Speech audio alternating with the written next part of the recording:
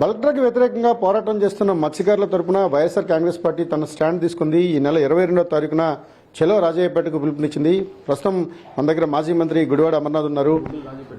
అమర్నాథ్ గారు, మీ చలో రాజయ్యపేట ఏ విధంగా ఉండబోతోంది, మీ స్టాండ్ ఏంటి? ఏం లేదు, మొన్న మాజీ ముఖ్యమంత్రి జగన్మోహన్ రెడ్డి గారు విశాఖపట్నం వచ్చినప్పుడు అనేక సమస్యల్ని వారి దృష్టికి తీసుకురావడం జరిగింది. Steel plant issue, sugar factory issue, తర్వాత Rajipeta bulk drug park issue అన్నీ వచ్చినప్పుడు జగన్మోహన్ రెడ్డి గారు చెప్పింది ఏంటంటే, ఇలా ఒకసారి మన పార్టీ తరఫున మీరు సంఘీభావం తెలియజేయండి అనేటువంటి మాట జగన్మోహన్ రెడ్డి గారు చెప్పడం జరిగింది. సో వారు చెప్పిన తర్వాత కలెక్టర్ గారు ఆ గ్రామానికి వెళ్ళడం, నేను మళ్ళీ బుధవారం కల్లా మీకు ఏ రకమైనటువంటి ఇన్ఫర్మేషన్ అనేటువంటిది ఇస్తానని చెప్పడం, వారు అటెండ్ అవ్వకపోవడం, స్థానిక శాసనసభ్యులు ఒక 20 రోజుల క్రితం వెళ్ళడం, వారు సమాధానం చెప్పకపోవడం, సో మేము కూడా ఎదురు చూసాం.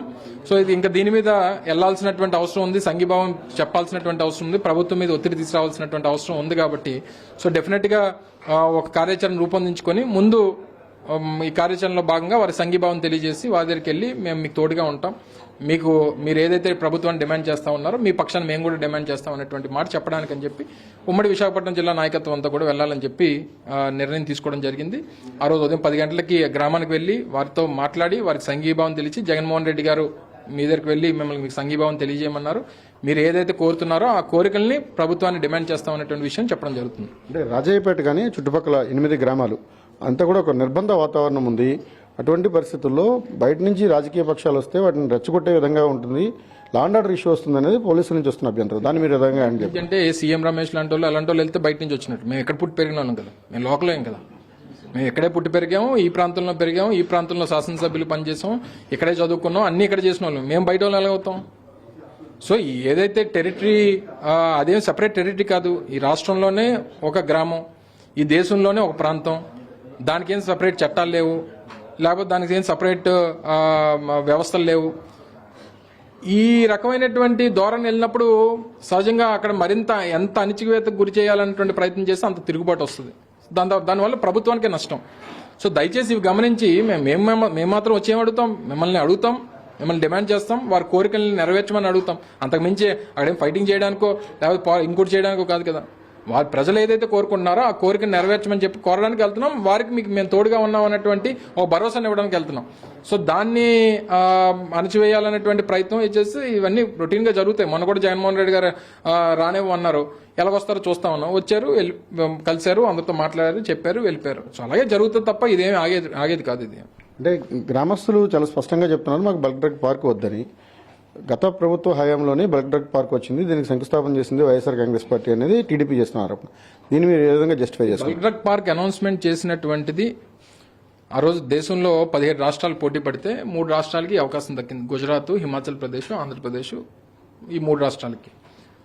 సో వచ్చినప్పుడు అనౌన్స్మెంట్ చేసిన తర్వాత ఫౌండేషన్ అనేటువంటిది వేయలేదు. ఎందుకంటే ఫౌండేషన్స్ ఎప్పుడు వేస్తాం? సెంట్రల్ గవర్నమెంట్ స్కీమ్ కాబట్టి, సెంట్రల్ గవర్నమెంట్ ఇచ్చినటువంటిది కాబట్టి. ప్రధానమంత్రి గారు వస్తారని అన్నారు, అవ్వలేదు, జరగలేదు, అయిపోయింది. పబ్లిక్ హియరింగ్ అనేటువంటి జరిగిన తర్వాత, పబ్లిక్ యాక్సెప్టెన్స్ అయిన తర్వాత అప్పుడు ఫౌండేషన్స్ మిగిలినటువంటి ప్రాసెసెస్ జరగాలి. పబ్లిక్ హియరింగ్ అయినప్పుడే గొడవ అయిపోయింది. కానీ దానికంటే ముందు వీళ్ళు ఫౌండేషన్ వేశారు. తెలుగుదేశం కూటమి ప్రభుత్వం ఫౌండేషన్ వేసింది. కానీ వీటన్నిటికన్నా మించి, అంటే మేము ఆ రోజు ప్రకటన చేసినప్పుడు లేనటువంటి ఆందోళన దేనివల్ల క్రియేట్ అయింది? ఆ రోజు స్థానికంగా ఉన్నటువంటి ప్రతిపక్ష నాయకులుగా ఉన్నటువంటి వ్యక్తులు ఆ ప్రజల్లోకి వెళ్ళి మీకు క్యాన్సర్ వస్తుంది, మీకు పిల్లలు పుట్టరు, మీకు ఇదైపోతున్నారు, మీరు అదైపోతున్నారు, మీరు చచ్చిపోతారు, మీరు ఇదైపోతారు అని చెప్పి ప్రచారం చేసింది ఎవరు? మేము వస్తే దీన్ని రద్దు చేస్తామని చెప్పింది ఎవరు? మేము చెప్పలేదే. ఇప్పుడు స్థానికంగా ఉన్నటువంటి శాసనసభ్యులే చెప్పారు. మరి అదే కదా అడుగుతున్నారు ప్రజలు కూడా. అమ్మా, నువ్వు వచ్చినప్పుడు, గతంలో ప్రతిపక్షంగా వచ్చినప్పుడు ఇంత పెద్ద నీతి కబుర్లు చెప్పావు కదా, మరి ఈరోజు నువ్వు అధికారంలోకి వచ్చి ఒక హోదాలో ఉన్నప్పుడు మేము అడిగింది ఎందుకు చేయట్లేదని అంటే, నేను రేపు మాట్లాడతాను, ఎల్లుండి మాట్లాడతాను, నెల అయిపోయింది.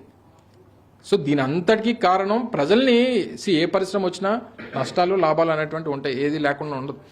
ఉన్నప్పుడు దానివల్ల ప్రజలకు ఏ రకమైనటువంటి ఇంపాక్ట్ ఉంటుంది అనేటువంటిది ప్రజల్ని కన్విన్స్ చేసుకునేటువంటి బాధ్యతనే ఉండాలి. వాళ్ళు కన్విన్స్ చేసుకోలేనప్పుడు ఇంకో ఆల్టర్నేటివ్ అనేది చూపించాలి. సరే, పోనీ గూగుల్ డేటా సెంటర్ విశాఖపట్నం వచ్చింది కదా, పోనీ బల్క్ డ్రగ్ పార్క్ అమరావతిలో పెట్టచ్చు, పోనీ తప్పే ఉంది. పక్కనే కృష్ణానది ఉంది. అంటే మీకు కావాలంటే మీ జనాలు, మీ జీవితాలు, మీ ప్రజలు బాగుండాలి.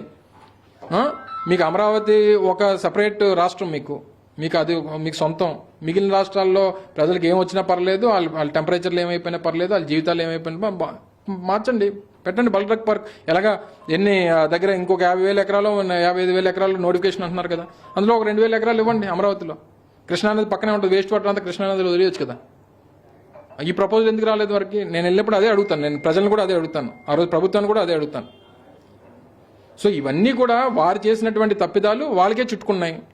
సో ఏదైనా మాట్లాడినప్పుడు జాగ్రత్తగా మాట్లాడాలి. ఈరోజు నేను ఒక మాట మాట్లాడాను, రేపు ప్రభుత్వం వచ్చిన తర్వాత కూడా దానికి స్టాండ్ అయి ఉండాలి నేను. సో అలాగుంటే మన స్టాండర్డ్స్ మెయింటైన్ అవుతాయి తప్ప అధికారం కోసం ఒక మాట, అధికారం పోయిన తర్వాత ఒక మాట, అధికారం వస్తే ఒక మాట అనేటువంటిది కరెక్ట్ కాదు. ప్రజాభిష్టానికి వ్యతిరేకంగా బల్క్ డ్రగ్ పార్కు నిర్మాణ పనులను చేయడానికి వీల్లేదని, దాన్ని అడ్డుకునే ప్రజల పక్షాన తాము నిలబడతామని కూడా వైఎస్ఆర్ కాంగ్రెస్ పార్టీ చెప్తోంది. ఇప్పటికే తమ పార్టీ అధినేత జగన్మోహన్ రెడ్డికి ప్రజల నుంచి వచ్చిన రిక్వెస్ట్ ఏదైతే ఉందో దానికి అనుకూలంగానే చలో రాజయ్యపేటకు వెళ్తున్నట్టుగా మాజీ మంత్రి అమర్నాథ్ చెప్తున్నారు. కెమెరామెన్ రవితో రవిచంద్రన్, టీవీ, విశాఖపట్నం.